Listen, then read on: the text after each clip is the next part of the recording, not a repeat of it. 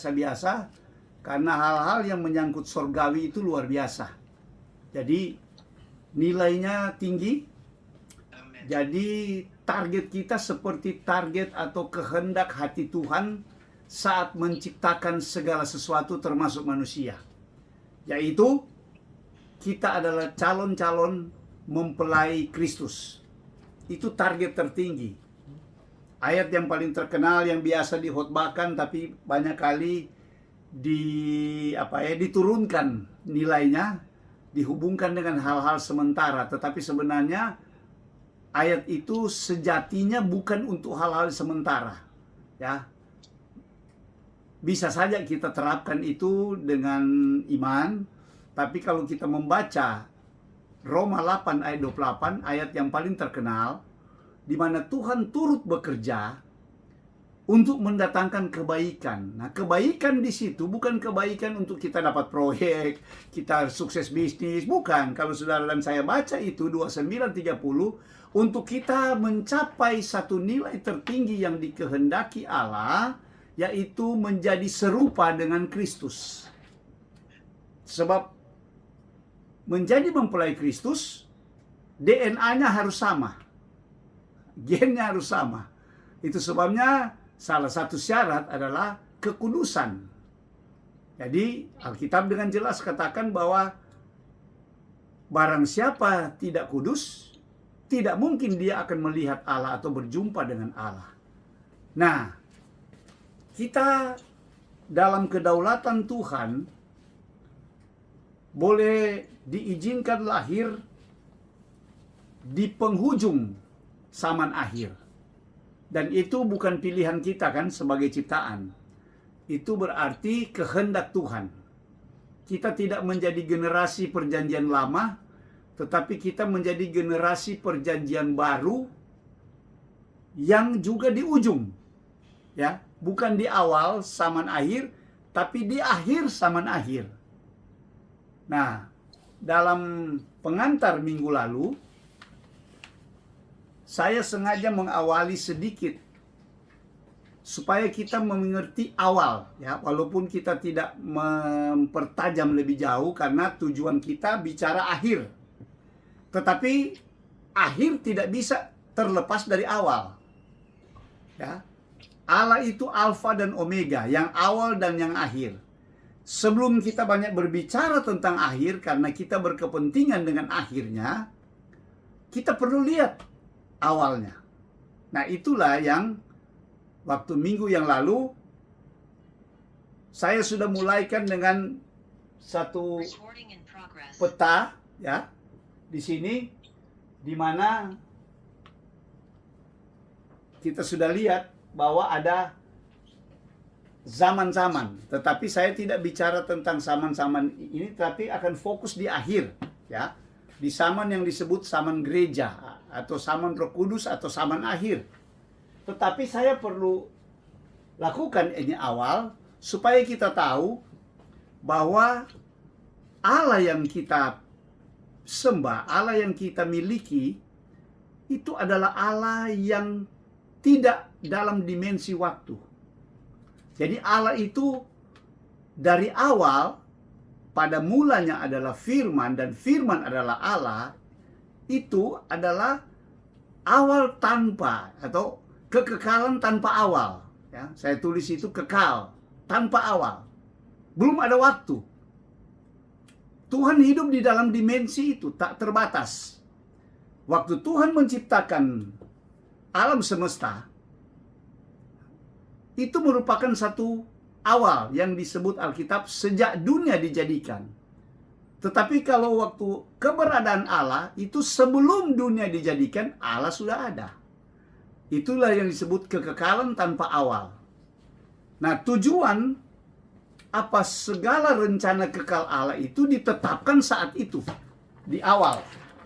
Otomatis blueprintnya atau master plan-nya ilahi ini itu sudah rampung sampai akhir. Nah, akhir itu kita lihat banyak ditampilkan di dalam kitab terakhir dalam Alkitab, yaitu kitab Wahyu. Pasti kita akan belajar banyak tentang kitab Wahyu ini. Karena Alkitab tanpa ada kitab Wahyu, sepertinya Alkitab ini tidak ada kesimpulan. Kita akan kabur ya, buram. Bagaimana akhirnya? Tetapi Allah dalam kemahatauannya, ya, dalam kemahatauannya, saya sudah katakan tadi kemarin itu, bahwa Allah memiliki mahanya, maha-mahanya. Nah, salah satu maha tahu, ya, maha kuasa, maha hadir, maha adil, maha suci, ya, maha kudus. Nah, dalam kemahatahuannya, bukan Tuhan merekayasa atau mengatur, tidak. Karena apa? Manusia sebagai ciptaan Tuhan sudah memberikan kehendak bebas atau free will. Free will inilah yang membuka peluang sehingga manusia boleh memilih. Akibat dia bisa memilih dengan bebas, sebab Tuhan kan menciptakan manusia itu yang sama seperti Allah, dan dalam hal yang bebas itu adalah free will-nya itu. Tetapi ada efeknya. Dengan free will-nya, akhirnya dia salah menggunakan free will-nya, bukan untuk melakukan kehendak Allah, ya, tetapi dia melakukan kehendak musuh Allah yang ada di Taman Eden pada waktu pertama. Dari manusia yang tanpa dosa, Allah sudah menciptakan waktu, tetapi manusia masih belum tanpa dosa, ya. Jadi dalam konteks dia ini kekal, masih tidak ada kematian. Jadi bersifat kekal, tetapi karena dia melanggar, maka mulailah hitungan mundur waktu yang dimana ada kematian. Nah, ini awal. Tetapi Tuhan juga sudah, karena kemahatahuannya, Tuhan sudah memberikan atau menyediakan solusi, menyediakan jalan keluar untuk menyelamatkan manusia yang akan jatuh dalam dosa. Sekali lagi saya katakan, Tuhan tidak merancang manusia itu untuk berdosa. Sehingga Tuhan katakan, jangan sekali-kali kamu makan pohon pengetahuan baik dan jahat. Itu ujiannya di situ. Menguji free will-nya, kehendak kita sebagai manusia. Kita mau dengar Tuhan atau yang lain. Dan Adam dan Hawa gagal. Tetapi secepatnya, waktu dia jatuh di pasal yang sama Kejadian 3, itu langsung Tuhan memotong sebagai gambaran akan ada penebusan nanti. Dan penebusan itu muncul di zaman akhir. Ya, jadi dari peta yang kita lihat ini adalah dari zaman Adam, Abraham ke Yesus datang pertama, yaitu sebagai penebus. Tetapi setelah itu Tuhan katakan dia akan datang kemudian untuk kedua kali. Banyak kali kan orang mengutip Yohanes 14, ayat yang paling, ya itu kalau di kedukaan kan biasanya ayat yang populer. Ya, bagi orang-orang yang sudah meninggal dikatakan bahwa aku pergi kepada Bapa untuk menyediakan tempat. Sehingga sekarang kalau ada orang yang meninggal kan sering kita bilang, rumahnya sudah jadi. Kelihatannya enak didengar, tapi sebenarnya kurang pas. Karena waktu kita meninggal, kalau saya dipanggil hari sekarang ini, saya bukan ke sorga langsung. Saya akan masuk transit ke dunia orang mati. Ya, dunia orang mati yang disebut Firdaus. Ya, kalau saya dalam Kristus, saya masuk seperti penjahat di sisi Yesus, ya. Dia masuk Firdaus. Tapi Firdausnya alam maut, dunia orang mati. Belum ada rumah Bapa di situ. Ya. Rumah Bapa nanti akan datang di Yerusalem baru. Karena sorga akan turun. Itu yang dikatakan Alkitab. Jadi kita mau belajar hari ini dan seterusnya supaya benar-benar sesuai apa yang dikatakan Alkitab. Acuan kita satu-satunya adalah Alkitab sebagai firman Allah. Kita tahu saudara-saudara mungkin dari berbagai latar belakang punya pemahaman sebelum ini dan doktrin-doktrin dari masing-masing asal gereja. Tetapi dalam pengajaran seterusnya kita merindukan dasar itu adalah dasar Alkitab sendiri, firman Allah. Supaya kita tidak melenceng, dia harus tepat dan benar. Kalau ada kontradiksi, ya, apalagi hal-hal yang menyangkut akhir zaman, terlalu banyak membingungkan umat. Ada banyak tafsiran, ada banyak, tapi kita akan memberi kesempatan Tuhan bicara benar-benar dari isi Alkitab. Ya, Alkitab memiliki aturan, ya bisa dibilang. Alkitab sebagai firman Allah kita percayai tidak pernah akan salah, pasti sempurna. Itu sebabnya ada hukum atau aturan di dalamnya. Kalau Alkitab itu tidak perlu ditafsirkan dari luar, tetapi Alkitab menafsirkan Alkitab sendiri. Ya, jadi ayat-ayat itu akan saling melengkapi sehingga kebenaran itu tepat dan benar. Jadi ada harmonisasi firman. Jadi jangan pakai doktrin dari denominasi ini, aliran ini, itu yang membuat kadang-kadang melenceng. Ya, jadi si A kalau ada 1000 aliran bisa 1000 penafsiran. Apakah benar sama dengan yang dikatakan Alkitab? Jadi kita memakai prinsip untuk belajar ini benar-benar prinsip yang Alkitabiah. Ada 2-3 saksi, perkara itu sah, kata Alkitab. Itu ajaran firman, aturan. 2-3 saksi dalam arti, kalau bisa ayat itu, ya, kecuali ayat itu terang benderang, ya. Satu ayat saja kita baca, kita udah mengerti, tidak perlu ditafsirkan. Jadi dia berbicara apa adanya. Tapi, paling baik kalau saling melengkapi. Jadi satu kebenaran akan kuat. Itu sebabnya Alkitab ada 66 buku. Ya, ada perjanjian lama 39 kitab, ada 27 kitab perjanjian baru. Ini saling melengkapi satu kesatuan. Tidak boleh bertentangan. Nah, ini prinsip-prinsip yang saya ingin tekankan dan saya ingin menghimbau teman-temanku, siapapun pembicara, siapapun yang bicara apalagi hal-hal yang menyangkut eskatologi akhir zaman dan kedatangan Tuhan, uji dan cek itu di dalam firman. Apakah benar? Seperti jemaat Berea. Ya, kita tidak bisa asal dengar, oh karena kita kenal baik si A, si B. Mungkin mereka tidak maksud untuk menyesatkan, ya. Tetapi mungkin ada hal-hal yang dipaksakan, ya. Belum waktunya. Kita tahu kalau menyangkut eskatologi akhir zaman kedatangan Tuhan, apalagi kalau beberapa tahun yang lalu, ada banyak hal yang masih misteri, yang tidak mudah dimengerti. Apalagi kitab terakhir, yaitu kitab Wahyu. Dia bicara dengan simbol-simbol. Ya, banyak kali orang bingung. Ya, ada seorang hamba Tuhan yang berkata bahwa kalau kita mau pelajari kitab Wahyu tentang kedatangan Tuhan, kita harus menguasai 65 kitab yang lain, yaitu isi Alkitab. Karena di situ akan benar-benar saling meneguhkan kebenaran ini.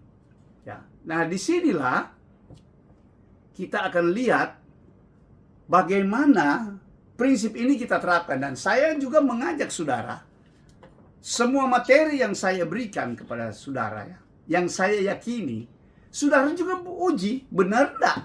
Ya, Pak Sony ngomong ini benar enggak? Yang diajarkan ini benar enggak di Alkitab? Harus. Saya kurang setuju, ada hamba-hamba Tuhan saya pernah dengar waktu dia khotbah kan, dia membuka pengertian-pengertian, lalu dia katakan kepada jemaat, biar saya saja yang menyelidiki. Saudara taunya dengar, terima aja. Kedengarannya bagus, tapi itu tidak benar. Harusnya kita mendorong setiap umat Tuhan untuk berhubungan langsung dengan firman, karena firman itulah Kristus, firman itulah Allah. Tidak pakai perantara. Apalagi di hari-hari terakhir ini, saya percaya dan saya mengalaminya bagaimana Tuhan memberi pewahyuan-pewahyuan kepada orang-orang yang merindukannya. Kitab Wahyu adalah kitab terbuka. Di Wahyu pasal 22 ayat 10 bilang begini.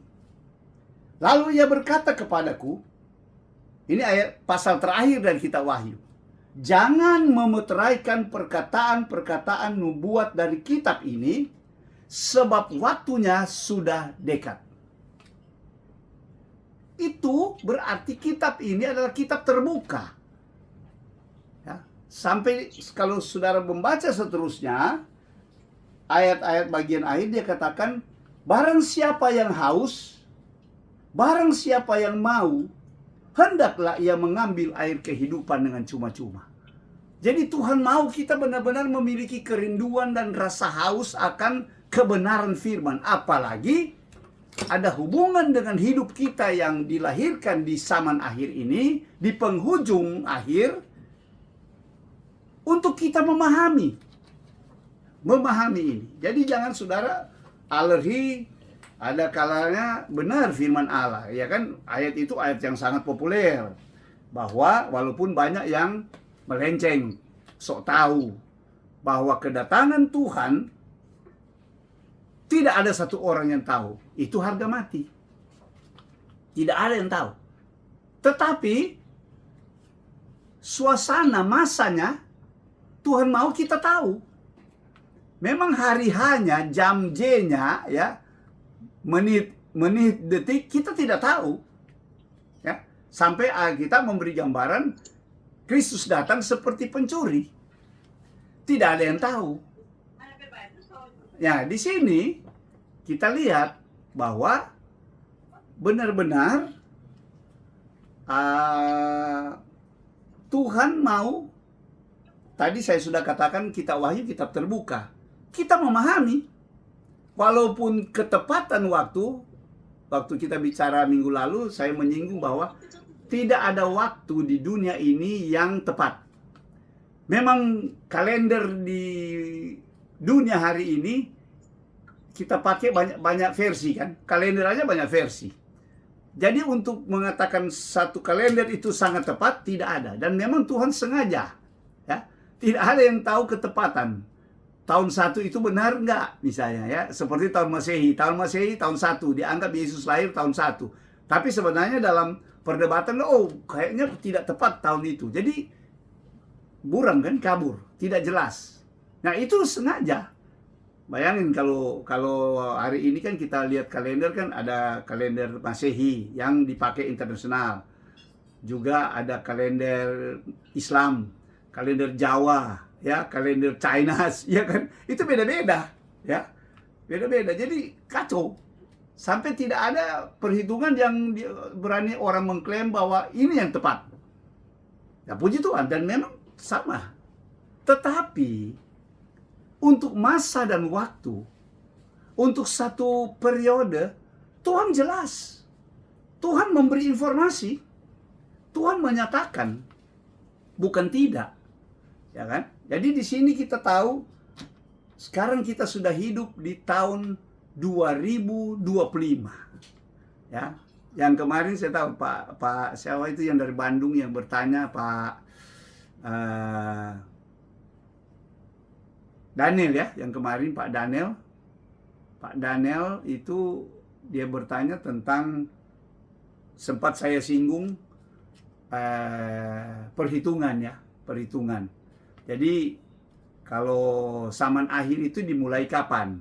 Zaman akhir otomatis dimulai kalau kita anggap kalender yang kita pakai hari ini yang sudah 2025, kita anggap tahun 1 itu adalah lahirnya Yesus, tahun Masehi kan kita hidup 2025, tetapi bukan berarti zaman gereja atau zaman akhir itu mulai dari situ.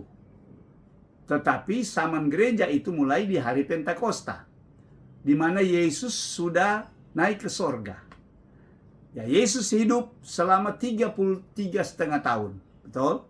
33,5 tahun. Berarti startnya di tahun 34. Kan? Tuhan Yesus berarti umur 33,5 tahun, disalibkan, mati, bangkit, dan naik ke sorga. Dan hari Pentakosta mulainya zaman gereja. Roh Kudus diturunkan, ya. Itu kita tahu hari Pentakosta. Itu berarti hari ulang tahun gereja, hari jadinya gereja, lahirnya gereja, haulnya gereja. Berarti tahun 34. Nah, kalau tahun 34 kita hitung secara praktis, berarti kan belum 2000 sejak gereja ada. Sejak hari Pentakosta. Dia akan genap 2000 kalau ditambah 2000 dari 34 berarti 2034. Oke? Bisa tangkap saudara? Ya, 2034. Berarti kalau kita 2025 hari ini masih ada 9 tahun, baru genap 2000. Kita tidak bicara Yesus datang tahun 2034, tidak. Tetapi dari hal-hal seperti itu kita sudah lihat bahwa apakah benar ini sudah penghujung? Saya sudah katakan kan penghujung. Saya berani katakan penghujung, kenapa? Oh, terlalu banyak.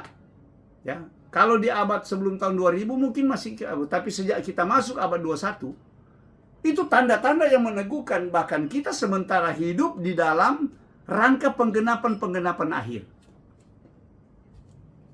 Itu sebabnya sekarang kita bersyukur ada banyak perhatian kepada hal-hal yang menyangkut kiamat atau akhir zaman ini. Ada hal-hal yang orang tambah perhatikan dibanding yang lalu. Tetapi sekaligus kita tidak bisa cuma asal aja mendengar, kiri kanan banyak. Ya. Pak Pendeta Hendra kemarin ngirim seminar dari Bro Edi. Jarang kan, lama. Sekarang dia bahas karena itu banyak. Kalau di YouTube itu penuh, ya, dari segala kalangan. Yang kadang-kadang kita nggak tahu dia ini dari mana ke mana. Ya, ada yang kita tahu. Ada yang sehat, ada yang agak kurang sehat dan kurang pas.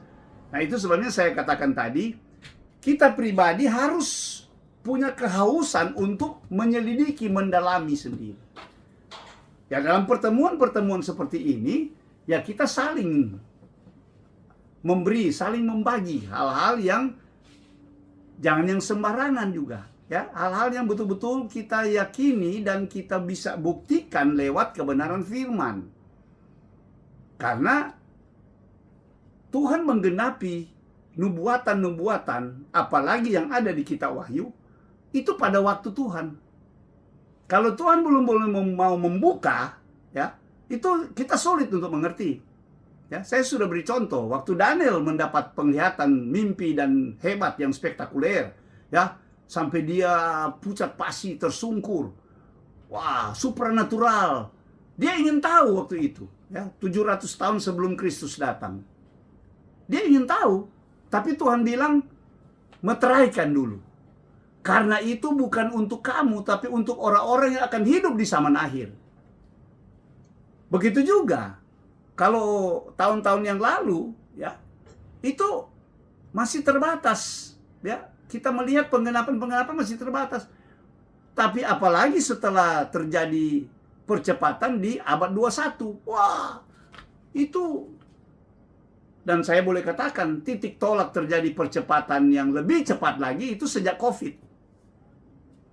Karena itu penggenapan. Kalau yang menyangkut secara global itu pasti penggenapan. Kalau dia hanya terjadi parsial-parsial, mungkin kita ya ada bagian-bagian yang terkait. Nah, di sini saya sengaja mengawali dari sisi awal tadi, ya. Ya, kita sering. Kemudian saya langsung masuk kemarin atau pertemuan pertama, sengaja mengangkat satu kebenaran yang justru jarang dibicarakan, ya, tetapi saya langsung jantungnya, sengaja untuk itu, karena kita sudah ada di posisi seperti itu hari ini, tidak terlalu bertele-tele, mau to the point, ya, sampai supaya orang bisa, oh, seperti itu, aku baru tahu. Ya, karena selalu kita kan ngomong banyak tentang pengangkatan, tentang yang agak enak-enak lah kira-kira di telinga. Tapi kitab Wahyu memberi pernyataan-pernyataan sebagai satu fakta. Saya namakan fakta ilahi. Ini bukan yang katakan bukan manusia, tapi Tuhan sendiri. Wahyu Yesus Kristus. Yesus Kristus sendiri yang bicara. Roh Kudus mengilhami. Dan hebatnya kitab Wahyu ini itu dilihat oleh Yohanes paling banyak dari pasal 4 sampai pasal akhir, itu dia bukan berada di bumi rohnya, tapi di sorga. Jadi dalam kitab Wahyu ada 22 pasal. Pasal 1 sampai 3 itu bicara tentang gereja, dan Tuhan Yesus menunjukkan keadaannya di sorga setelah dia naik ke sorga. Waktu itu Yohanes ada di Pulau Patmos. Dia melihat itu saat di Pulau Patmos 3 pasal pertama dari kitab Wahyu. Tetapi waktu memasuki pasal keempat dan seterusnya, Tuhan bilang dia naik. Tuhan panggil dia naik. Jadi rohnya, badannya ada di Pulau Patmos, tapi rohnya naik. Jadi sejak itu, sejak pasal 4, dia melihat itu angle-nya, sudut pandangnya itu dari sorga. Tidak main-main. Jadi semua perkataan ini adalah perkataan yang berasal dari sorga, dari Allah sendiri. Allah yang saya katakan maha tahu. Itu sebabnya saya bergetar kalau saya membaca fakta ilahi yang kita sudah mulaikan pada minggu yang lalu. Ya, minggu lalu kita membaca materi yang inti adalah di pasal 7 daripada kitab Wahyu. Ya, pasal 7 ya. Saya tulis di sini pasal 7 ya. Wahyu 7 ayat 9 sampai 17. Ya. Kemudian saya lihat ada ayat 14 ya. Ayat 14 khusus. Ya. Di situ kalau kita baca judulnya aja ya kan, supaya karena minggu lalu sudah sempat baca ayat ini, saya menyinggung lagi sebelum kita mau masuk terus. Ya. Di situ kan ada ditulis sebelum ayat 9, orang banyak yang tidak terhitung banyaknya. Jadi ditulis itu, orang banyak yang tidak terhitung banyak. Ya. Dari mana mereka? Siapa-siapa mereka? Wah, di ayat 9 dia bilang kan, bahwa orang-orang banyak yang tak terhitung banyaknya ini dari segala bangsa, suku, kaum, dan bahasa. Jadi di sini kalau bilang bangsa etnis yang ada seluruh suku bangsa ya. Kemudian kalau juga kaum di situ kan kita sering bilang kaum keluarga. Mungkin di sini kalau ada marga Manopo, ada lagi di sini dia marga Manopo kira-kira. Kan? Marga Tita mungkin mudah-mudahan enggak. Karena di sini orang-orang ini saudara tahu kan, tua-tua itu tanya kepada Yohanes, siapakah mereka? Dari manakah mereka datang? Nah, ayat 14 ya. Dia sendiri menjawab, karena Yohanes tidak tahu. Yohanes bilang Tuhan saja yang mengetahuinya. Mereka sudah memakai jubah putih ya. Orang-orang yang sudah masuk di dalam keselamatan. Nah, di sini dikatakan mereka ini adalah orang-orang yang keluar dari kesusahan yang besar. Ya, dari kesusahan yang besar, orang-orang yang keluar. Berarti, dan mereka telah mencuci jubah mereka dengan membuatnya putih di dalam darah anak domba. Orang-orang ini, orang-orang yang mati syahid. Karena mereka ada masuk di dalam, kalau mereka keluar berarti dalam mereka masuk kan? Masuk, dan ini pernyataan Allah sendiri dari kemahatauannya. Jadi tidak mungkin salah, tidak mungkin berubah. Satu fakta bahwa tak terhitung banyaknya orang percaya, saya boleh katakan saja begitu. Itu masuk di dalam kesusahan besar. Amin, saudara. Kita mau atau tidak, itu fakta. Mungkin saudara baru kali ini dengar bagian ini, tapi ini jelas fakta. Kalau saudara bandingkan dengan Wahyu 14 ya, Wahyu 14, saudara lihat ada kelompok yang lain. Ya. Ayat 1 dia bilang begini. Ini anak domba dan pengikut yang ditebus. Ya, Wahyu 14 ayat 1. Aku melihat sesungguhnya anak domba berdiri di Bukit Sion. Ini bukan Bukit Sion di Israel, di Yerusalem, bukan. Ya, dan bersama-sama dengan dia 440.000 orang, dan di dahi mereka tertulis namanya dan nama bapanya. Ini Bukit Sion surgawi. Kelompok 144.000 ini berbeda dengan kelompok yang tadi, tak terhitung banyaknya. Tempat mereka juga berbeda. Nah, jadi Kalau orang selalu bicara banyak kiri kanan topik yang paling hangat itu tentang pengangkatan, ya kan? Kita baca dulu ini. Saya baru sebentar kita akan melihat kunci-kunci. Ya, saya akan namakan kunci-kunci supaya benar-benar tidak salah, ya, dalam rincian atau penempatannya. Karena Alkitab bilang kita perlu tahu 1 Tesalonika 5 ayat 1 sampai 3 bilang kita perlu tahu tentang masa dan waktu. Kita perlu tahu. Bukan tidak, hari-harinya kita tidak terlalu pusing, ya. Tetapi soal masa, seputaran waktu itu harus. Supaya apa? Supaya kita mempersiapkan diri dengan benar.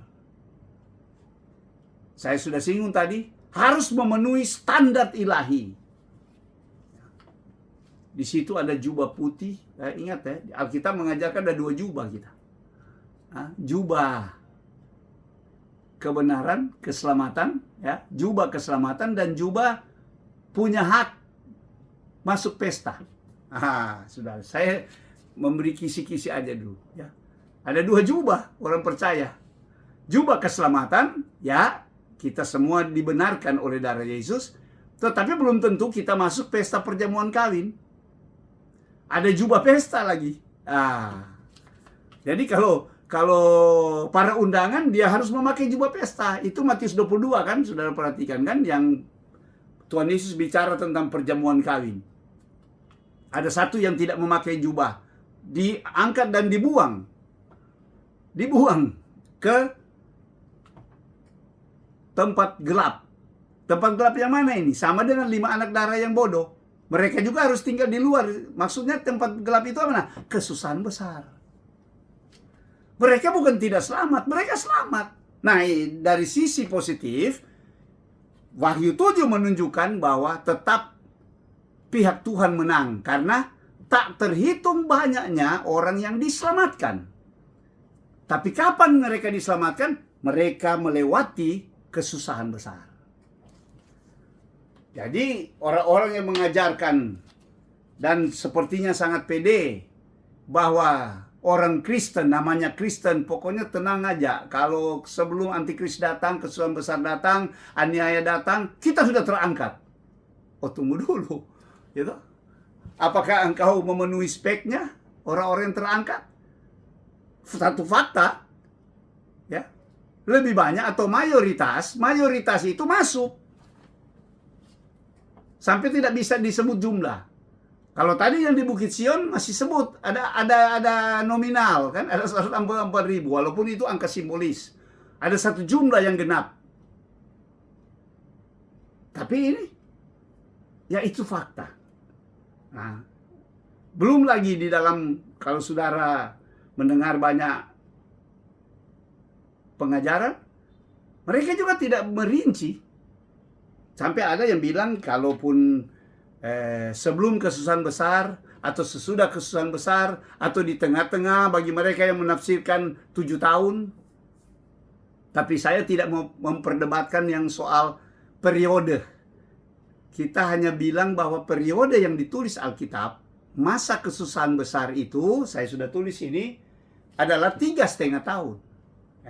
1 masa, 2 masa, dan setengah masa. Ini ditulis kan di Daniel, Wahyu. Di cross lagi supaya tidak salah. Pakai satuan bulan. Dibilang 42 bulan. Itu sama dengan pakai satuan hari. 1260 hari. Jadi 7 tahun dari mana antikris? Tidak. Kesusahan besar hanya 3,5 tahun. Itu catatan Alkitab. Kalau mereka tafsirkan dari Daniel 9 itu, ayat 27, itu silakan aja. Tetapi bukan sepenuhnya kesusahan besar. Saya boleh katakan 3,5 tahun pertama, kalau itu kita ikuti alur pikiran mereka, saya boleh katakan itu masa sukar. Masa sukar. Habis sukar, kita sekarang sudah sementara berada di masa sukar. Ya, tadi saya dengar di televisi, kita punya Menteri Keuangan baru kan, yang spektakuler. Ya, lagi populer. Ada pembahasan ekonomi. Dia bilang dalam masa sulit ini, ekonomi sulit, sekarang orang bukan makan tabungan lagi. Ada kan istilah mantap. mantap, makan tabungan. Tapi karena banyak PHK, sulit kerja, itu bukan makan tabungan, makan pinjaman sekarang. Karena keadaan susah. Ini belum apa-apa. Ini baru masa sukar. Tapi dikombinasikan dengan hari-hari yang jahat, kata firman. Nah, kita sudah ada di situ. Di depan kita ada banyak yang akan berlomba menggenapi, ya. Karena sepertinya ini sudah mulai menuju kematangan penuh. Saya katakan bahwa lebih dekat lagi kedatangan Tuhan, baik yang positif maupun negatif itu berlomba bersama-sama untuk mencapai kematangan. Ya. Di situ Wahyu 22 memberi perkataan seperti ini. Yang kudus semakin kudus, yang benar semakin benar. Yang jahat semakin jahat, yang cemar semakin cemar. Jadi dua-dua masuk ini. Kalau dalam Wahyu 14 digambarkan gandum, tuaian gandum dan tuaian anggur. Dua-dua matang.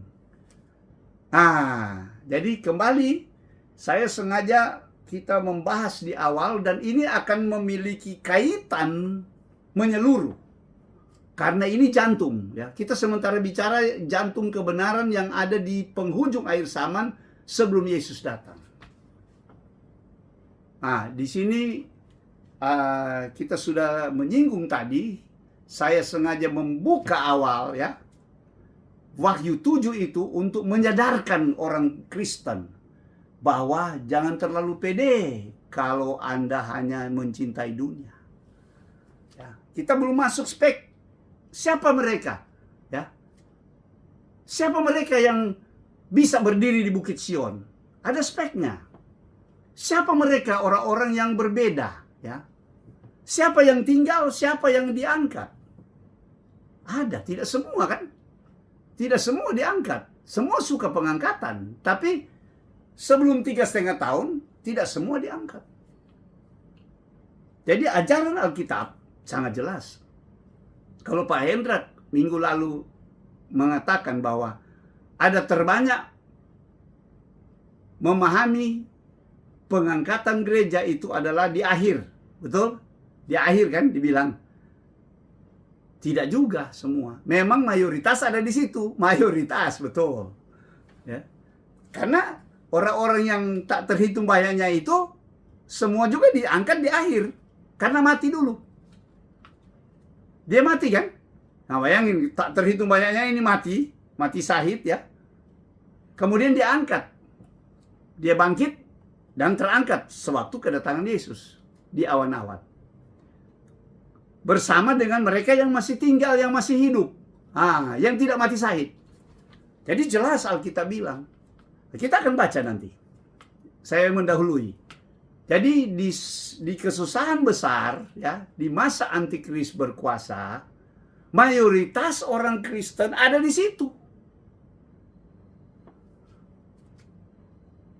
Lalu kita apa gunanya kita belajar ini? Kalau kita lagi mau masuk situ, ya kan? Berarti ada yang lain. Mari kita baca. Saya buka dulu supaya ini kunci-kunci yang jelas, mendukung dan tidak akan bertentangan. 1 Tesalonika pasal 4. Mari kita baca. Ayat itu saya percaya ayat yang bukan baru bagi saudara, tetapi mari kita secara perlahan, ya. Secara perlahan-lahan membaca ini supaya ada pegangan, ya. Dan hebatnya ayat-ayat ini dikatakan Paulus terus terang tanpa perlu tafsiran. Ya, kalau dia datang seperti ini ada binatang, itu ada sentuhan tafsiran. Tapi ini tidak. Ya, saya minta tolong teman-teman untuk membaca bagian ini. Siapa yang boleh membacanya? Boleh? Sebaiknya dari pasal 13 saja. Dari ayat 13 maksud saya. Sampai ayat 18. Ya. Satu orang baca aja tentang kedatangan Tuhan. Jadi 1 Tesalonika 4, 13 sampai 18. Ayat 13. Ya. Selanjutnya, kamu tidak mau, saudara-saudara, mengetahui tentang mereka yang meninggal. Dan kamu jangan menduga cita seperti orang-orang lain yang tidak mempunyai pengharapan.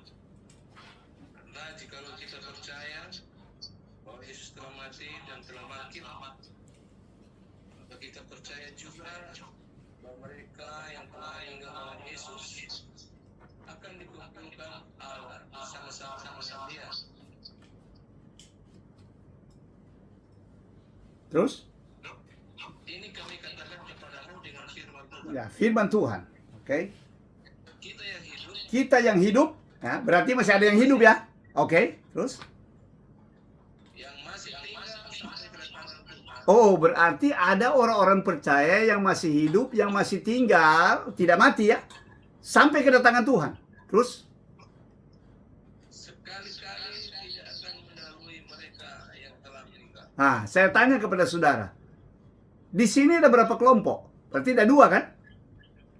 Betul? Pelan-pelan ya kita bahas. Yang masih hidup, yang masih tinggal sampai kedatangan Tuhan. Kemudian ada kelompok lain yang sudah meninggal. Terus? Ayat 16. Pada waktu tanda diberi, Ya. yaitu pada waktu penghulu malaikat bersuluk dan sangkakala Allah berbunyi, maka Tuhan sendiri akan turun dari surga. Ya. Jadi ada bunyi sangkakala. Jadi tandanya adalah sangkakala harus bunyi dulu. Ya. Tuhan akan turun sendiri dari sorga. Terus? Dan mereka yang mati dalam Kristus akan lebih dahulu bangkit. Nah, jadi rate pertama, kita bilang rate pertama adalah mereka yang sudah mati. Ini dalam Kristus ya, orang-orang yang mati dalam Kristus. Dan itu pengikut Yesus yang mati dari dulu sampai terakhir. Saya mau terakhir ini. Berarti waktu terjadi kebangkitan orang mati, waktu sangkakala ke-7, itu berarti tidak ada lagi orang dalam Kristus yang akan mati. Amin. Boleh tangkap ini? Karena berarti sudah terakhir. Sampai yang mati terakhir dalam Kristus kan sudah dikubur ini. Baru Yesus datang, mereka bangkit semua. Mereka bangkit semua. Sesudah itu terus 17.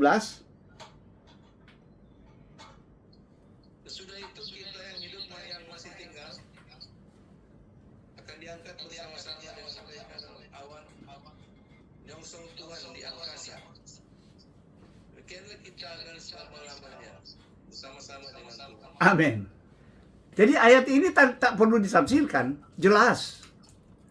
Kadang-kadang kita kurang teliti baca. Atau kalau kita cuma itu sebenarnya saya sudah dari awal tadi mengatakan, saudara saya mendorong supaya lebih lagi saudara dapat tepat dan benar, juga menyelidiki baca. Baca dengan teliti. Ya. Ini tidak perlu ditafsirkan. Ini jelas, urutannya jelas. Banyak kali kita berdebat, kadang-kadang mereka tidak baca dengan benar. Ya. Jadi waktu Yesus datang di awan-awan ya, bukan Yesus sebagai pencuri ini datang ya. Ini dikatakan waktu Yesus datang ya, itu saat terjadi pengangkatan. Betul, pengangkatan. Ini ayat pengangkatan ini. Diangkat dia bilang. Diangkat. Tapi ada 2 kelompok yang mati dalam Kristus, yang semuanya berapa banyak, mungkin juta atau miliar mungkin bisa ya, dari segala zaman mereka bangkit ketemu dengan mereka yang tidak merasa kubur, yang tetapi masuk di 3,5 tahun. Karena 3,5 tahun saya sengaja membahas ini, itu kan di ujung, di waktu kiamat. Jadi kalau kita sekarang 2025 ya, 2025, andai kata saya jangan saudara bilang saya tentukan, andai kata Tuhan datang kedatangan di atas awan ini 2040 misalnya ya, 2040 andai kata, jadi 3,5 tahun kurang, jadi mungkin 36,5 ya.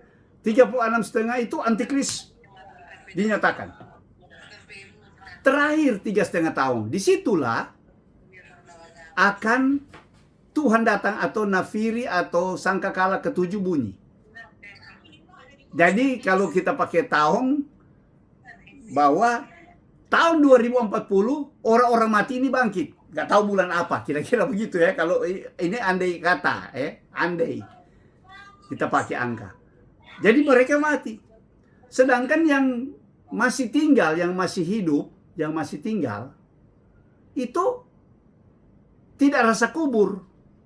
Mereka diubahkan, kata firman Allah kan. Mereka diubahkan. Jadi yang mati bangkit ketemu dengan yang masih tinggal. Kita tidak tahu berapa banyak yang masih tinggal, yang tidak mati di zaman 3,5 tahun. Karena Alkitab katakan di situ ada yang dibunuh, ada yang ditawan. Tidak semua mati. Walaupun mayoritas atau sebagian besar mati syahid. Jadi jelas sekali bahwa mereka ketemu di udara, menyongsong Tuhan di angkasa. Inilah ayat pengangkatan yang sangat jelas. Ya, ayat pengangkatan yang apa adanya. Jadi jelas, saudara tahu, tadi saya sudah katakan bahwa yang pertama, red pertama lah katakanlah, itu yang mati bangkit. Kemudian ketemu yang red kedua yang diubahkan. Tapi mereka sama-sama naik. Bertemu di udara.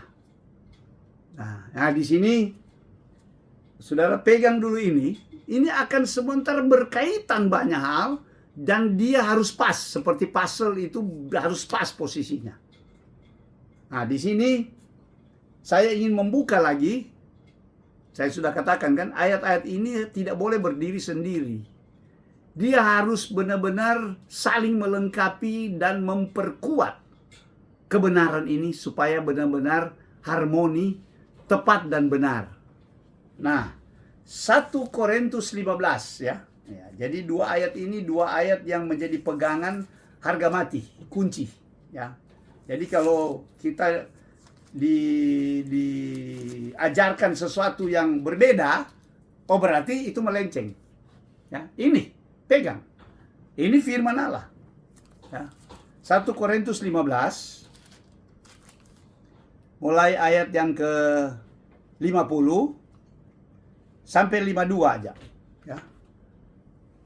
Ayat 50 sampai 52. Siapa boleh gantian baca, ya. Korintus 15. Oke. Nah, Pak Gembala terus ini. Oke. Terus Ayat 50 sampai 52. 3 ayat saja. Saudara-saudara, inilah yang hendak kukatakan kepadamu, yaitu bahwa daging dan darah tidak mendapat bagian dalam kerajaan Allah.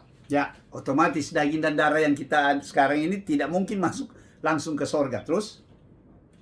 Dan bahwa yang binasa tidak mendapat bagian dalam apa yang binasa. Oke, 51. Sesungguhnya aku menyatakan kepadamu suatu rahasia. Satu rahasia. Jadi ini sebenarnya misteri, apalagi bagi orang-orang yang di luar Kristus. Hanya firman Allah yang menyatakannya. Terus? Kita tidak akan mati semuanya, Oke. tapi kita semuanya akan diubah. Jadi sama. 1 Tesalonika bilang tadi, saat itu ada yang masih hidup, yang masih tinggal sampai kedatangan Tuhan. Berarti ada kelompok orang yang atas kedaulatan Allah, ya, dipelihara Tuhan, dilindungi Tuhan sampai dia tidak mati. Ya kan? Jadi itu dia bilang tidak mati semua, tidak mati semua. Ada yang mati syahid, ada yang tidak. Terus Dalam sekejap mata, pada waktu bunyi nafir yang terakhir, ya jelas nafiri bukan ada 7 sangkakala di kitab Wahyu, tetapi yang dikatakan nafiri atau sangkakala berbunyi adalah sangkakala yang terakhir, yaitu sangkakala yang ke-7. Terus sebab nafir akan berbunyi dan orang-orang mati akan dibangkitkan ya, dalam aman. keadaan yang tidak dapat binasa, dan kita semua akan diubah. Ya, amin. Jadi jelas sekali dari 2 ayat ini tidak perlu tafsiran. Apa adanya, itu sangat jelas. Ya. Jadi kalau terjadi perdebatan, kapan pengangkatan itu? Nah, menurut saudara saat ini, teman-teman, dari dua ayat ini, ya, mereka yang bangkit, yang mati dan bangkit dalam Kristus, ketemu dengan mereka yang masih hidup sampai kedatangan Tuhan, itu terangkatnya kapan?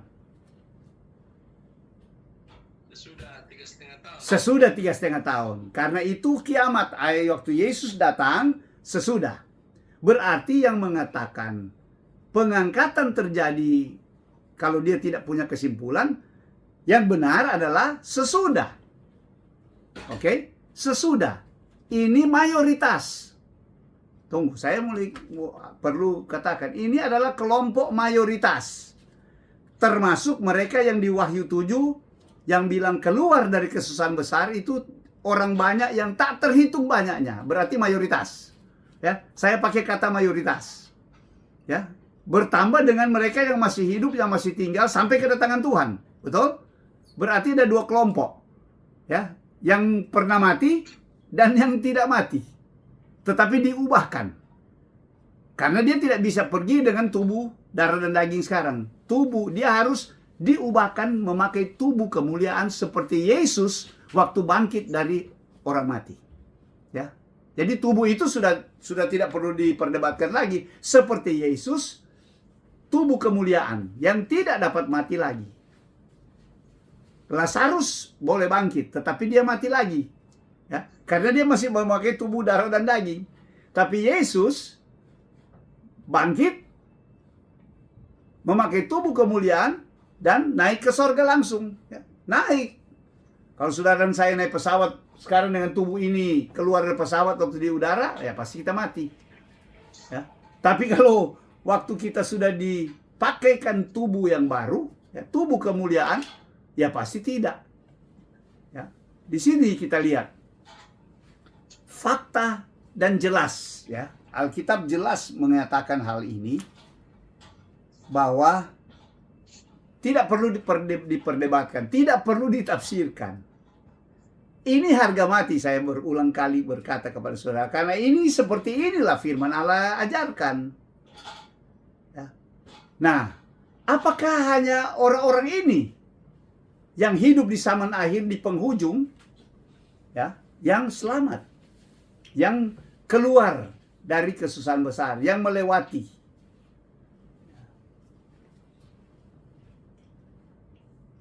Lalu apakah ada kelompok yang lain? Kelompok yang saya baca tadi di Wahyu 14 kan tidak termasuk kelompok itu. Nah, itulah yang kita, anggota atau kita yang berminat memahami lebih dalam lagi, lebih tajam lagi, ingin, apa gunanya kita belajar ini? Apa gunanya Tuhan suruh kita berjaga-jaga? Apa gunanya Tuhan suruh kita bersiap? Kan sering saudara tahu itu. Ya, ayat-ayat Alkitab jelas mendorong orang percaya untuk melakukan persiapan. Nah, itulah gunanya. Bagaimana kita supaya terhindar dari masa kesusahan besar. Itu gunanya kita berjaga-jaga. Karena kita tidak mau masuk di dalam kelompok, walaupun akhirnya selamat. Ya, selamat. Tetap yang durhaka tidak sebanyak yang diselamatkan. Ya. Orang Alkitab bilang bahwa akhir zaman akan ada banyak yang murtad. Tapi dia cuma pakai kata banyak. Tapi tadi yang diselamatkan, walaupun keluar dari kesusahan besar, dia memakai kata tak terhitung banyaknya. Jadi tetap akhir atau ending daripada sejarah manusia, tetap Allah yang menang karena banyak yang diselamatkan, lebih banyak daripada yang binasa. Setan tetap tidak bisa menang. Tetap kerajaan Allah menang atas kerajaan kegelapan. Walaupun karena pilihan bebas, free will, disayangkan, walaupun hati Allah mau tidak ada satupun yang binasa, tetapi karena pilihan bebas mereka salah menyerahkan pilihan bebas mereka, free will mereka bukan kepada Kristus tetapi kepada setan. Ya. Jadi itulah fakta yang kita lihat. Nah, sekarang saya belum mau masuk di kelompok yang saya katakan sebagai calon mempelai Kristus. Berbeda. Mereka itu yang saya sudah sempat baca Wahyu 14 tadi. Itu kelompok yang berbeda, saudara. Kelompok yang tidak masuk di dalam kesusahan besar. Juga kelompok yang tidak mati. Tapi dia terangkat di awal. Di awal, ya. Di awal. Karena kalau kita hanya menganut pengangkatan sekali aja di akhir, berarti di awal tidak ada pengangkatan. Ya, kan semua di akhir, berarti semua masuk kesusahan besar. Lalu apa gunanya Tuhan suruh kita berjaga-jaga, berdoa? Nah, saya akan baca satu ayat saja untuk sedikit mendukung sebelum kita masuk pada bagian akhir di masa kesusahan besar itu. Tanda, ya. Jadi saya mau baca Lukas 21. Lukas 21 ayat 34 sampai 36 aja.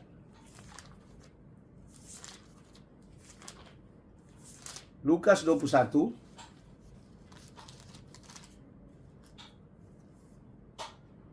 ya, ayat 34 sampai 36. Ada di situ judul nasihat supaya berjaga-jaga. Oke?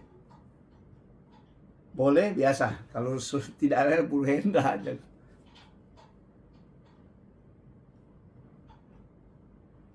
Di mana, bro?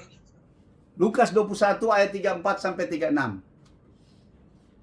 Lukas 21 Nasihat supaya berjaga-jaga. ayat 24. 34 sampai 36.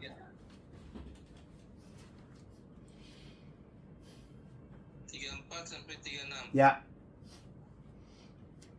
Ayat 34 sampai 36. supaya berjaga-jaga. Ya, Jagalah dirimu supaya hatimu jangan syarat oleh pesta pora dan kemabukan serta kepentingan-kepentingan duniawi, dan supaya hari Tuhan jangan dengan tiba-tiba jatuh ke atas dirimu seperti suatu jerat, sebab ia akan menimpa semua penduduk bumi ini. ya, Berjaga-jagalah senantiasa sambil berdoa, supaya kamu beroleh kekuatan untuk luput. Oke. dari semua yang akan terjadi itu, Dan supaya kamu tahan berdiri di hadapan anak manusia. amin. Jadi saudara lihat, ayat ini memberikan sinyal kuat. Ada orang-orang yang akan luput dari semua yang akan menimpa bumi ini, termasuk kesusahan besar, penderitaan yang besar, yang ngeri luar biasa.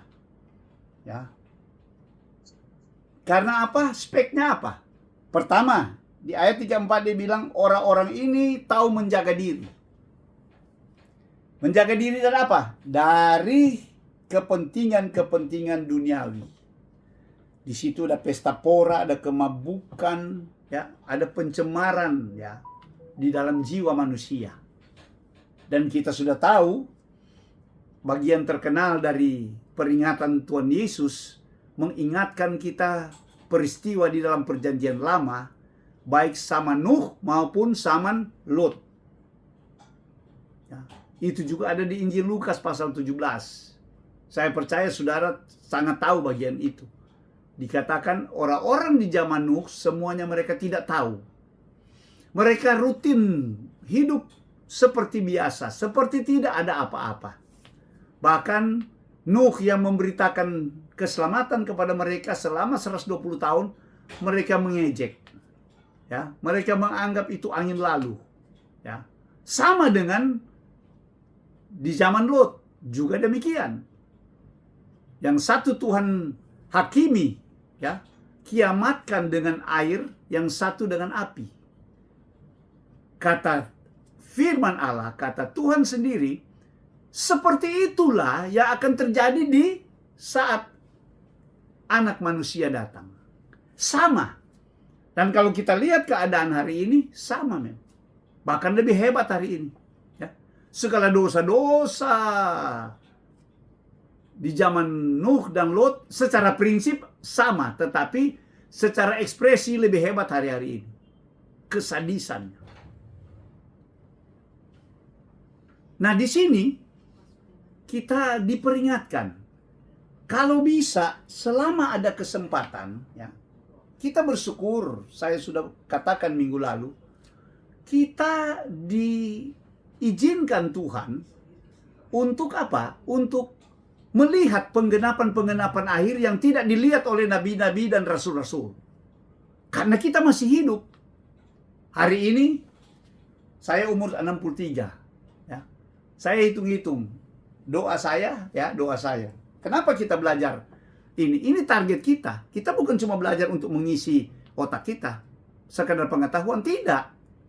Justru untuk mempersiapkan supaya kita memenuhi syarat standar ilahi di mana Tuhan akan meluputkan kita, Tuhan akan menjaga kita, Tuhan akan melindungi kita sebelum kesusahan besar kita sudah diangkat bersama dengan Tuhan.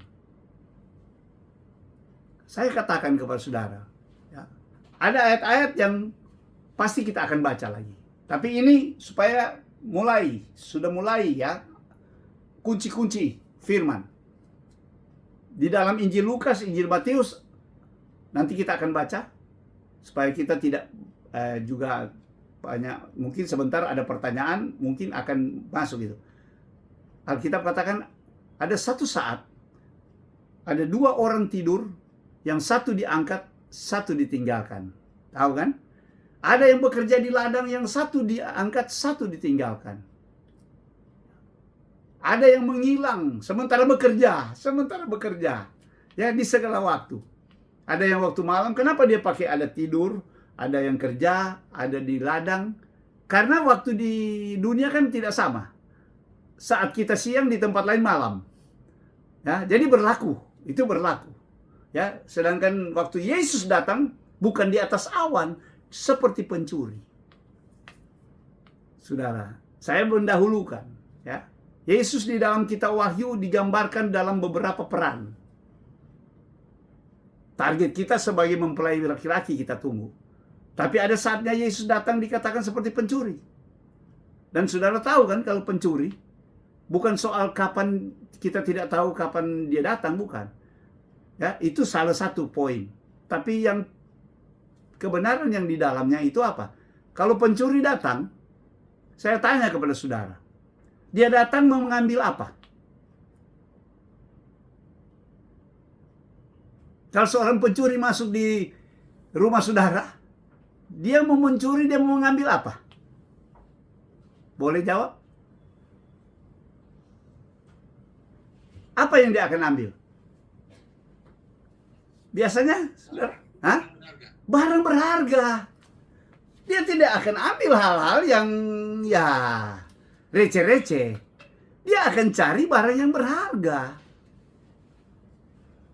Dan saudara tahu, waktu Yesus datang seperti pencuri, dia cari apa? Yang paling berharga.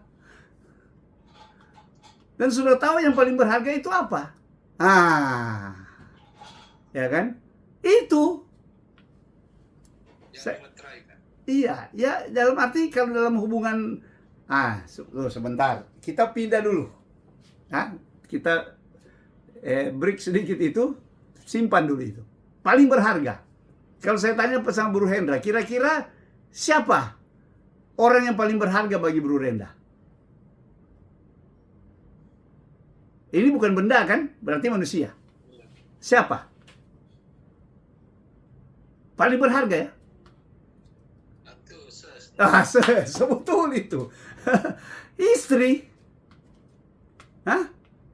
Oke. Baru kita pindah. 2 Tesalonika 2. Saya akan akhiri pada bagian ini. 2 Tesalonika 2. Ini sudah mulai menyinggung masuk ya, terkait dengan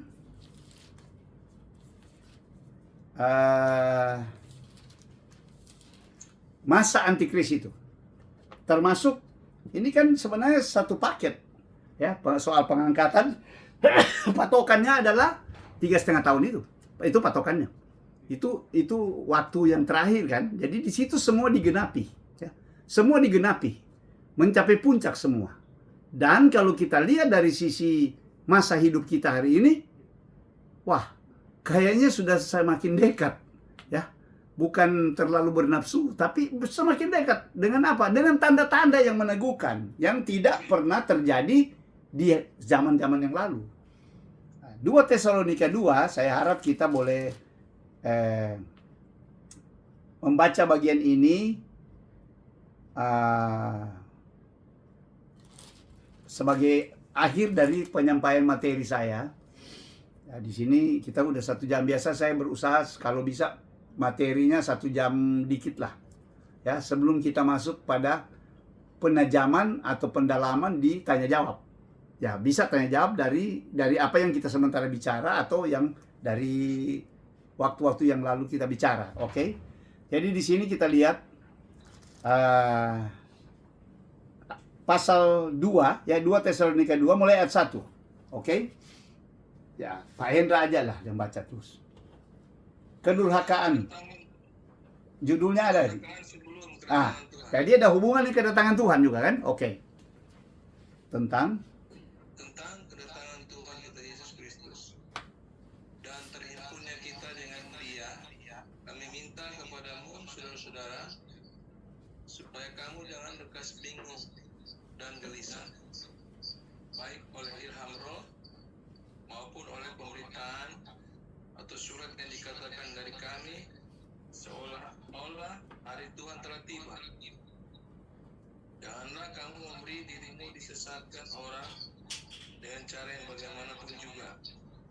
Sebab sebelum hari itu... Nah, jadi jelas kan, Paulus katakan, jangan sampai kita dibodohi ya, dengan hal-hal yang kelihatannya spektakuler, tetapi tidak memiliki dasar yang kuat dari firman Allah. Nah, di sini Tuhan memberikan tanda, Tuhan tidak mau kita kabur ya, benar-benar lengkap itu, memadai. Saya boleh katakan kebenaran tentang kedatangan Tuhan itu sangat memadai. Ya, sangat memadai. Terus harus ya, murtad. Dan haruslah dinyatakan dahulu manusia durhaka yang harus binasa. Ya. Yaitu lawan yang meninggikan diri di atas segala yang disebut atau yang disembah sebagai Allah. Bahkan ia duduk di bait Allah dan mau menyatakan diri sebagai Allah. Nah, sampai sekian dulu. Kita akan baca terus. Jelas ini Tuhan mau ya, lewat Roh Kudus yang mengilhami Rasul Paulus supaya kita tidak bingung dan gelisah. Nah, itu sebabnya satu harga mati kita harus belajar ya. 2 Timotius 3 ayat 16 ayat terkenal bilang begini, segala sesuatu yang diilhamkan Allah, yang diwahyukan Allah, itu berguna untuk mengajar ya. Jadi kita perlu diajar dari apa yang diwahyukan Allah ya. Jadi benar-benar cuma dari sumbernya firman Allah, bukan dari luar firman Allah. Itu harga mati ya. Jadi kita lihat bahwa di sini dikatakan sebelum hari kedatangan Tuhan, hari Tuhan yang dimaksud sini adalah hari kedatangan Tuhan di atas awan ya, secara universal. Itu haruslah datang dahulu, lebih dulu ya. Dia harus mendahului murtad. Jadi kita lihat akhir zaman di penghujung ini akan ada banyak kemurtatan yang muncul. Ya, banyak. Tetapi bukan sangat banyak atau tak terhitung, tidak. Kemudian haruslah datang manusia durhaka maksudnya. Jadi lebih poin.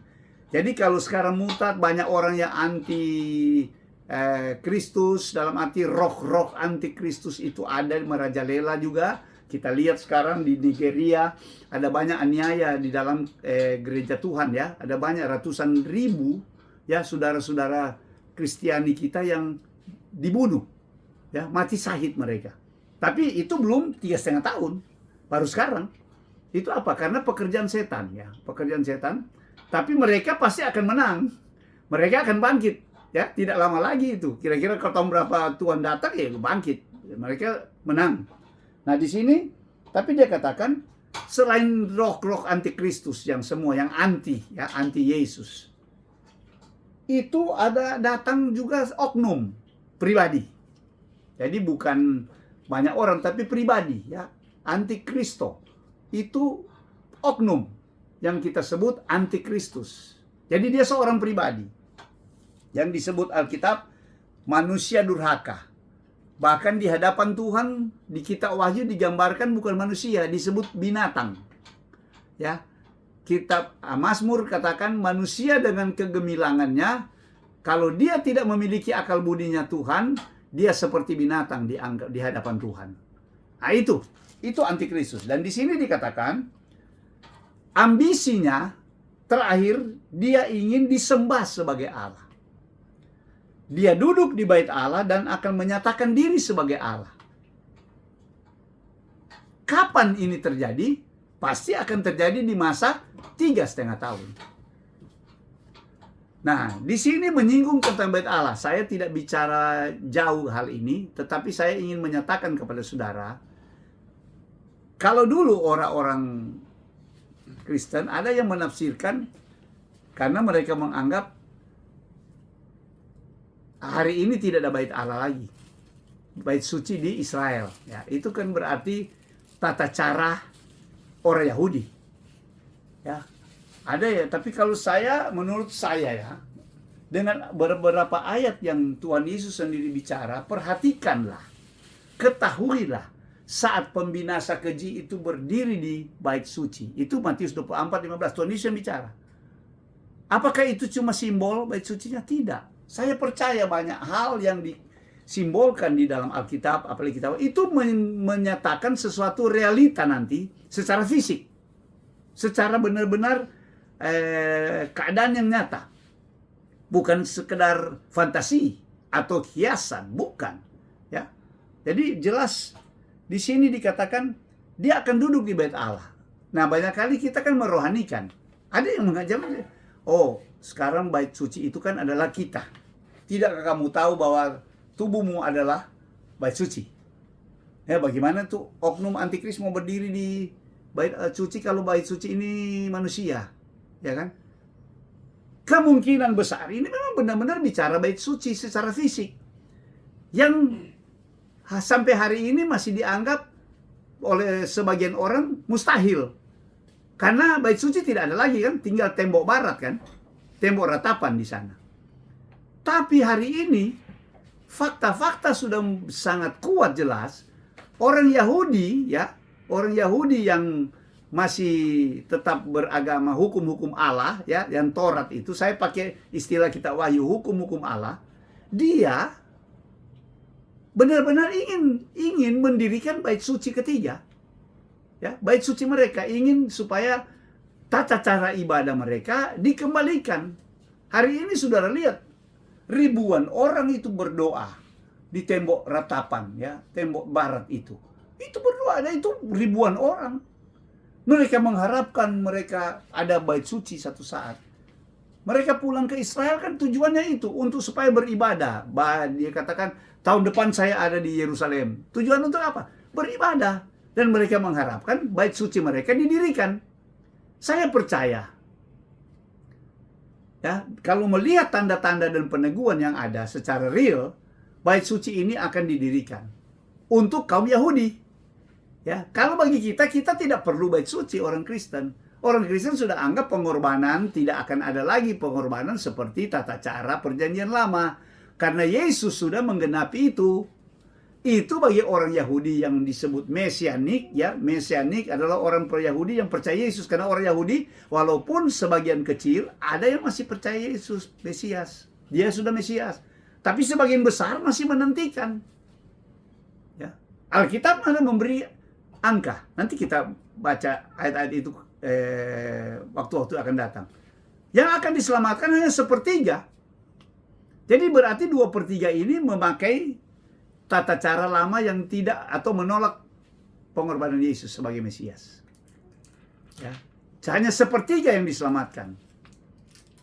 Masih mereka ada mereka melakukan perjanjian dengan antikris. Nah, jadi di 2 Tesalonika 2 ini saya sengaja menyinggung bagian ini karena ada hubungan. Supaya kita boleh dapat menempatkan, benarkah yang saya katakan tadi. Kalau yang tadi dia diangkat waktu Yesus datang ya di atas awan. Nah, ini ada orang yang saya ingin katakan bahwa terangkat sebelum kesusahan besar. Ah, di sini kita akan lihat terus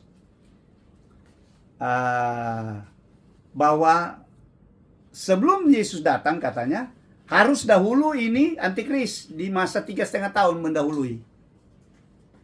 Tetapi ayat 6 boleh Pak Hendra mau baca, Bu Hendra. Ayat 6 terus. Dan sekarang kamu tahu Ya, Tuhan mau kita tahu, kita harus tahu. Kamu tahu apa? Terus? apa yang menahan dia, Apa yang menahan dia? Sehingga ia baru akan menyatakan diri pada waktu yang telah ditentukan. dia atau antikris ini akan menyatakan diri satu waktu, tetapi waktu itu tidak ditentukan oleh dia sendiri, tetapi oleh pihak lain, ya, yang ditentukan bagi dia. Siapa yang menentukan? Tuhan. Jadi ingat, segala sesuatu di bumi ini, di dunia ini, tetap pengendali satu-satunya sampai hari ini di segala situasi adalah Tuhan, Yesus Kristus. Nah, di sini dia mau muncul juga harus mengikuti jadwal waktu Tuhan. Tidak mau-maunya dia. Jelas ini kan dia bilang bahwa pada waktu yang telah ditentukan baginya. Ayat 7. Ayat 7. Karena secara rahasia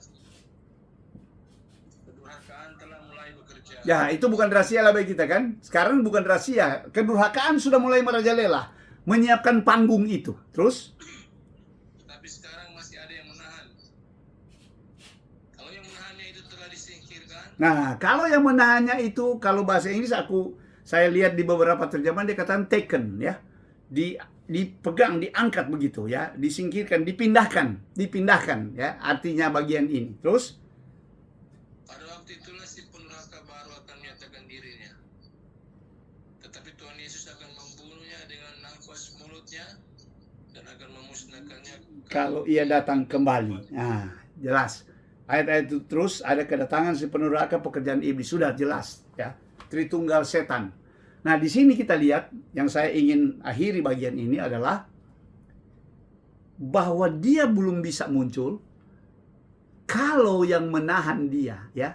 Ada sesuatu yang menahan. Kalau yang menahan itu sudah dilindungi, ya, diluputkan, dipindahkan, ya, diangkat, dibawa, memakai kata taken, ya, itu barulah dia bisa dinyatakan, ya. Jadi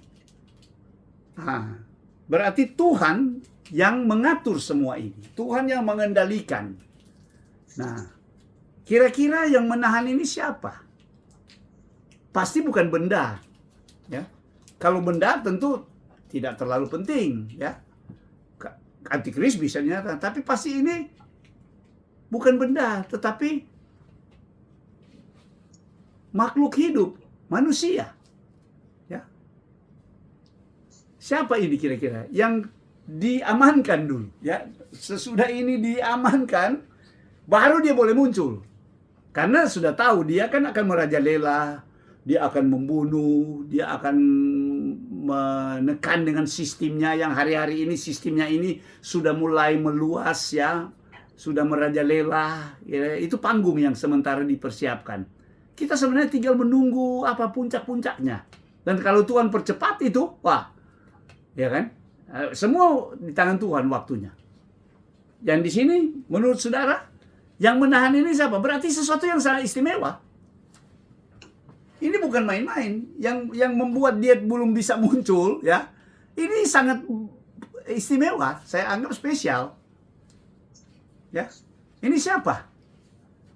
Sampai bisa menunda dia, menahan, mendelay dia.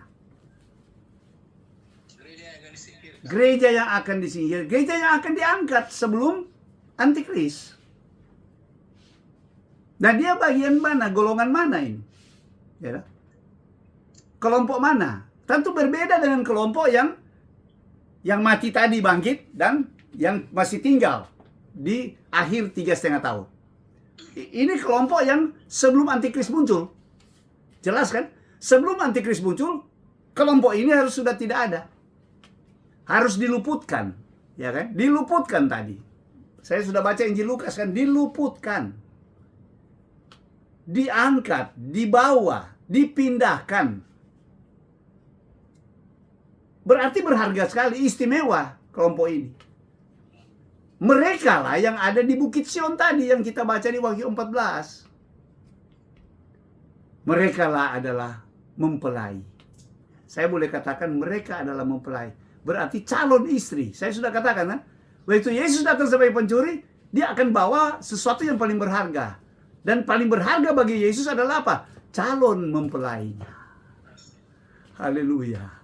Dia tidak cari yang lain. Itu sebabnya dia harus pamit. Tidak boleh. Antikris tidak bisa menjamah. Ini calon istri. Tidak sembarang.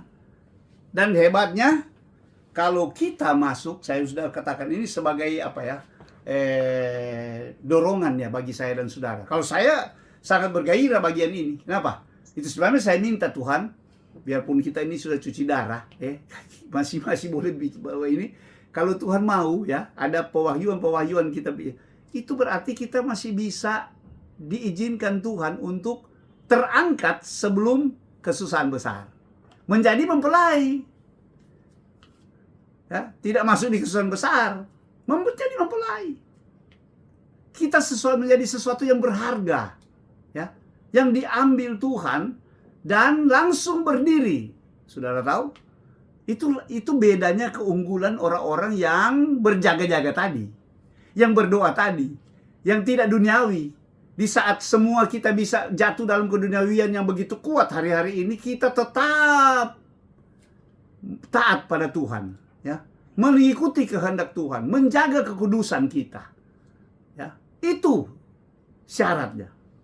Kepada jemaat Philadelphia, Tuhan bilang, aku akan melindungi engkau. Siapa mereka? Mereka adalah orang-orang yang bertekun, ya, orang-orang yang menuruti firman. Kalau saudara baca Wahyu 14, nanti kita akan baca kan hari-hari berikut, yang saya sudah sempat baca ayat 1-2 tadi. Siapakah mereka? Oh, mereka adalah orang-orang yang mengikuti anak domba itu kemana saja dia pergi. Berarti orang-orang yang setia. Itu spek dari orang-orang yang punya peluang untuk diangkat sebagai barang atau sesuatu yang berharga bagi Tuhan, sebagai calon mempelai Kristus itu sebelum kesusahan besar. Kita punya target itu. Dan kalau ada 10 tahun berarti masih boleh kan? Kira-kira kalau rupa Bro Yeri, oh masih muda, ya kan? Masih. Kalau saya 63, saya pikir-pikir, oh masih masuk akal, Tuhan masih izinkan. Tuhan kan pakai batas 70-80 tahun. Ya kan? Jadi kalau saya masih 63, andai kata itu 10 tahun depan lagi, ini cerita 10 tahun depan, kan bukan kedatangan Tuhan di atas awan ini, kedatangan seperti pencuri yang kita mau targetkan, ya. Agenda di depan kita itu sebelum antikris, sebelum 3,5 tahun, sebelum 3,5 tahun. Jadi seperti saya andai-andai tadi ya, kalau seandainya Tuhan datang di tahun 2040 misalnya, ini kan tidak ada yang tahu, kurangi 3,5 tahun, berarti 2036, ya, 2037. Kalau saya 2000 tambah 12 tahun, ya, tambah 12 tahun masih 75 tahun, ya toh? Masih masuk akal, ya, belum 80, ya kan? Lalu Tuhan angkat, tidak merasa mati, ya. Saudara, keunggulannya ada di situ. Kita tidak merasa masuk kubur, nggak ada malam penghiburan, ya, nggak ada 40 hari, nggak ada. Kita mau target itu. Dan saudara baca tadi di Wahyu 21, di Lukas 21, dia langsung menghadap Tuhan, ya, berdiri, dia akan berdiri di hadapan anak manusia. Langsung, siaran langsung. datang ke takhta Allah. Jadi dia tidak masuk kubur, berarti betul-betul dia naik, bukan turun. Saudara dan saya kalau mati sekarang, itu bukan naik, turun. Turun ke dunia orang mati. Dunia orang mati itu bukan di atas, di bawah. Amin, saudara. Jangan saudara salah. Sana banyak kali di kedukaan mereka bilang, oh kita ke surga. Mereka pikir naik ke atas. Tidak. Dunia orang mati ke bawah. Nanti waktu pengangkatan, ya kan, itu dia bangkit kan dari kubur. Nah bagaimana kalau dia sekarang mati langsung dia ke surga? Lalu dia turun dulu baru bangkit? Tidak kan? Dia di dunia orang mati. Firdaus orang mati. Memang nyaman, agak nyaman, tapi belum surga. Karena ingat, surga itu akan turun, saudara. Ya, surga turun ke langit, bumi dan baru. Jadi kalau kita cerdas dalam firman, kita akan tahu. Banyak kali kita kan ngomong, asal ngomong kelihatannya bagus di telinga, enak, tapi sebenarnya tidak tepat. Kalau saudara baca, ya Yerusalem baru itu nanti selesai 1000 tahun damai. Ada kerajaan 1000 tahun dulu. Baru dapat Yerusalem baru langit dan bumi baru, sorga turun. Jadi rumah Bapa yang saudara selalu ingat, itu rumah Bapa nanti saat itu. Kita akan hidup di kerajaan 1000 tahun damai. Waktu bangkit, Yesus datang, Tuhan berkerajaan di bumi, Yerusalem yang sudah dipulihkan. Tapi belum baru. Itu jelas firman. Nanti kita akan belajar terus kita wahyu ini. Ya, supaya jelas ya. Jadi jangan bicara cuma secara umum. Harus ada rincian jelas. Dan semua harus berdasarkan firman. Nah, di sini kita sudah melihat posisi ya. Posisi dari target kita sebagai orang percaya untuk menjadi mempelai Kristus sebagai topik utama kita. Itu sebenarnya target dan itu merupakan rencana kekal Allah sejak awal yang saya sudah awali minggu yang lalu. Di hati Allah menciptakan kita untuk menjadikan kita ini sebagai mempelai Kristus. Bukan untuk apa-apa. Yang memerintah bersama dengan Kristus. Ya, jadi saya udah melewati 1 jam lebih. Saya harap mungkin walaupun saya tahu pemahaman atau pengetahuan saudara-saudara lain mungkin saya harus lebih pelan atau bagaimana, tapi kita akan mendalami dan kita akan mempertajam. Silakan saya akhiri